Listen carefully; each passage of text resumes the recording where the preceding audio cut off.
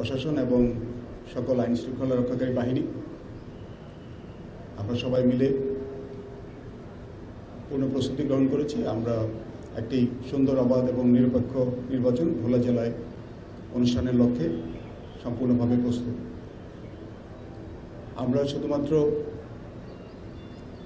এটাই নিশ্চিত করব যে একটি অবাধ এবং নিরপেক্ষ নির্বাচনের জন্য সম্পূর্ণ প্রস্তুতি যাতে গৃহীত হয়, এবং মূল কাজটা করবে নির্বাচন কমিশনের সংশ্লিষ্ট কর্মকর্তাবৃন্দ, রিটার্নিং অফিসার, সহকারী রিটার্নিং অফিসারগণ, এবং ভোট গণনা শেষ হওয়া এবং ফলাফল ঘোষণা পর্যন্ত এবং ফলাফল পরবর্তী যাতে আইনশৃঙ্খলা পরিপন্থী কোনো কর্মকাণ্ড না হয় সেই জন্য আমরা সবাই মিলে প্রস্তুত থাকব।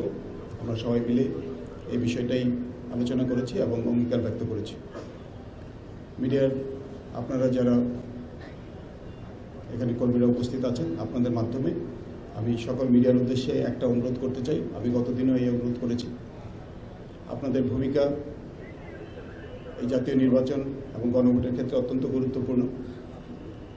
আমরা সবাই আশা করি আপনারা এ যাবৎ যেভাবে দায়িত্বশীলতার সাথে এবং সহযোগিতার মনোভাব দিয়ে আমাদেরকে সহায়তা করেছেন, একই দায়িত্বশীলতা এবং একই সহযোগিতার মনোভাব বজায় রেখে আপনারা নির্বাচনকালীন সময়ে এবং নির্বাচন পরবর্তী সময়েও আমাদেরকে সহযোগিতা প্রদান করবেন এবং সঠিক এবং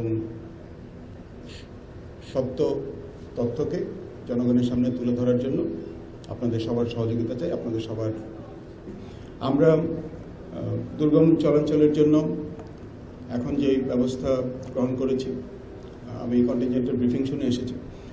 আমরা জলযানের আমাদের যে নিজস্ব জলযান আছে সেগুলি ব্যবহার করছি। এছাড়া আমরা স্থানীয়ভাবে কিছু জলযান হায়ার করেছি এবং আমাদের নৌবাহিনীর জলযান মোতায়েন রয়েছে। এছাড়া অন্যান্য আইনশৃঙ্খলা রক্ষাকারী বাহিনী যারা আছে তারাও বিভিন্ন জলযান প্রস্তুত রেখেছেন। বাংলাদেশ বিমান বাহিনী এই দুর্গম অঞ্চলগুলিতে যে কোনো জরুরি পরিস্থিতি মোকাবেলার জন্য আমাদেরকে সহায়তা করার জন্য প্রস্তুত রেখেছে। তাদের হেলিকপ্টার, নৌবাহিনীর হেলিকপ্টারও রয়েছে। এছাড়া আপনারা জানেন সেনাবাহিনীর হেলিকপ্টার আছে, যদিও ভোলা জেলাতে নৌবাহিনী দায়িত্বপ্রাপ্ত।